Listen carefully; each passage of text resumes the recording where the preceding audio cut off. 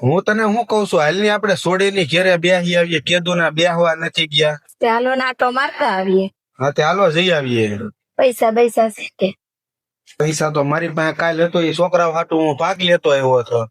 છોકરાને કયો નહીં આપે 200 રૂપિયા, છોકરા વાટું ભાગ લેતા જાય. હા તે કહું લે.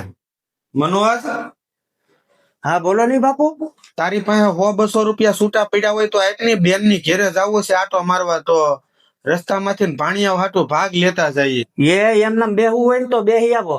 હજી હમણાં જ ગયા તા બેહવા, તો 200 રૂપિયા આપ્યા હતા. પછી કઈ વારા ઘડે ન દેવાના હોય. એમની બટા 200 ન હોય તો હો આપ, પણ ભાણિયા વાટ નો જોતા હોય. આ નાતા આવશે તે ભાગ લાવશે એમ. નકરું દેવું દેવું શું કર્યા રાખો. ઘણું દીધું છે અત્યાર સુધીમાં. હવે પાછા વળી જાવ ને તો સારું. ઘણું એટલે તે હું આપી દીધું બધું.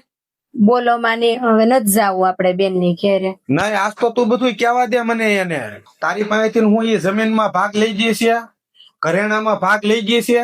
ઈ બિચારીના લગ્ન છે ને ત્યાં સુધી એને દાડીઓ કરી છે. દાડીઓ કરી કરીને હારે ગઈ છે.